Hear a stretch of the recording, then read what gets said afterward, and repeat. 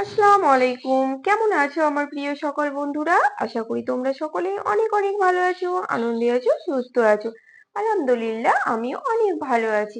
প্রথমেই জানাই আমার সকল বন্ধুদের জন্য রইল অসংখ্য ধন্যবাদ, অনেক অনেক ভালোবাসা ও শুভকামনা।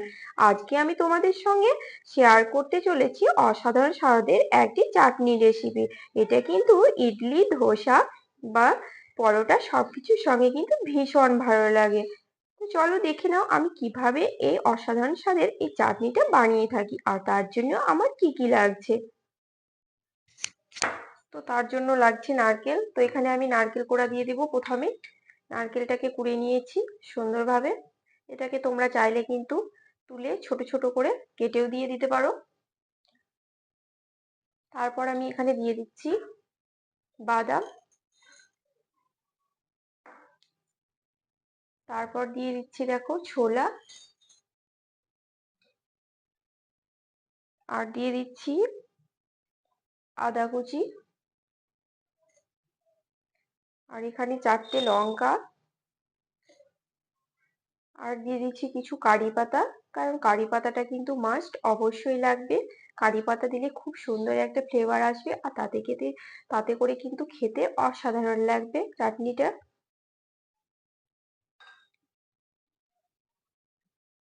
আর দিয়ে দিচ্ছি স্বাদ মতো লবণ। এখানে আমি কালো লবণ ব্যবহার করলাম।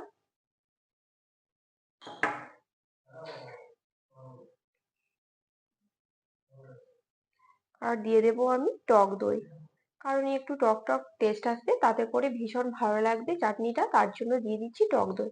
তোমরা চাইলে টক দই না থাকলে অবশ্যই একটুখানি পাকা তেঁতুলও দিয়ে দিতে পারো। তারপরে সবশেষে দেখো এটাকে পেস্ট করার জন্য অল্প পরিমাণে একটুখানি জল দিতে হবে, নইলে খুব গাঢ় গাঢ় হবে, তখন কিন্তু চাটনিটা একদমই ভালো লাগবে না। আর এটা খুব বেশি জলও দিতে যাবে না, নইলে কিন্তু চাটনিটা পাতলা হয়ে যাবে, তাতে করেও কিন্তু ভালো লাগবে না। তো এখানে সবগুলো উপকরণ আমার দেওয়া হয়ে গেছে। এবারে এটাকে আমি মিক্সিতে পেস্ট করে নেব। এবারে এটাকে আমি মিক্সিতে দেখো মিক্সির সাহায্যে পেস্ট করে নিচ্ছি।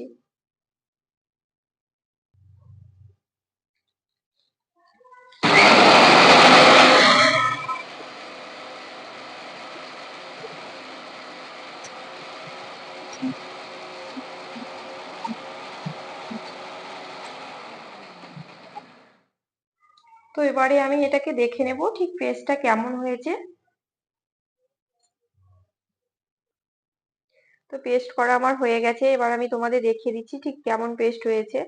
তো এই দেখো এভাবে কিন্তু পেস্টটা করে নিতে হবে। এটা কিন্তু খুব ঢিলে হবে না আর এটা খুব গাঢ় হবে না। এটা কিন্তু খুব ঢিলে হলে ভালো লাগবে না খেতে, আর গাঢ় হলেও কিন্তু ভালো লাগবে না, ঠিক এরকমই হবে পেস্টটা। আর পেস্টের মধ্যে কিন্তু কোনো গোটা ভাব থাকবে না, একদমই সুন্দরভাবে এটাকে পেস্ট করে নিতে হবে। তো দেখো খুব সুন্দর পেস্টটা হয়েছে। এবারে আমি এর জন্য একটা মশলা রেডি করে নেব। তো এখানে আমি একটা পাত্র নিয়েছি, আর পাত্রটাকে সুন্দরভাবে তাতিয়ে নিয়েছি। তারপরে এখানে দেখো আমি তেল দিয়ে দিচ্ছি। এখানে কিন্তু আমি খাঁটি সরিষার তেলই ব্যবহার করব। দেখো এখানে আমি কিন্তু তেলটা দিয়ে দিলাম, আর এটা কিন্তু গরম হয়ে আছে। সঙ্গে আমি দুটো শুকনো লঙ্কা দিয়ে দিচ্ছি। তারপর এখানে আমি দেখো দিয়ে দেব সরিষা ফোড়ন। তো এখানে কিন্তু আমি হলুদ সরিষাটাই ব্যবহার করলাম। তোমরা কিন্তু চাইলে এখানে যে কোনো সরিষা ব্যবহার করতে পারো।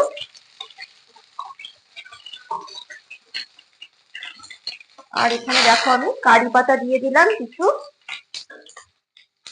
তারপর দেখো এটাকে আমি একটু সুন্দরভাবে ভেজে নেব। তো দেখো পাতার কালারটাও কিন্তু সুন্দরভাবে চেঞ্জ হয়ে এসছে। এবারে এই মশলাটা আমি চাটনির উপর ব্যবহার করব। এবার আমি দেখো চাটনির উপর মশলাটাকে ছড়িয়ে দিচ্ছি। এভাবেই কিন্তু ছড়িয়ে দিতে হবে, তাতে করে কিন্তু চাটনির টেস্টটা আরো বেশি বেড়ে যাবে। তো এখন আমি সুন্দরভাবে এগুলোকে ছড়িয়ে দিলাম। তো দেখো মশলাটা কিন্তু আমি দিয়ে দিয়েছি। তারপর এটাকে সুন্দরভাবে একটুখানি মিক্স করে নেব। তাতে করে সব চাটনির সঙ্গে মশলাটা মিশে যাবে আর খেতে কিন্তু দারুণই লাগবে। তো দেখো আমি কিন্তু সবটাকে মিক্স করে নিলাম। আজকের আমার রেসিপিটি কেমন লাগলো তোমরা কিন্তু কমেন্ট বক্সে অবশ্যই জানাতে ভুলো না। আর আমার চাটনি রেসিপি ভালো লাগলে তোমরা আমার চ্যানেলটিকে লাইক শেয়ার কমেন্ট ও সাবস্ক্রাইব করে আমার পাশে থেকো। সবাই অনেক অনেক ভালো থেকো, সুস্থ থেকো। দেখা হচ্ছে তোমাদের সঙ্গে আরো একটি নেক্সট রেসিপিতে। আল্লাহ হাফেজ।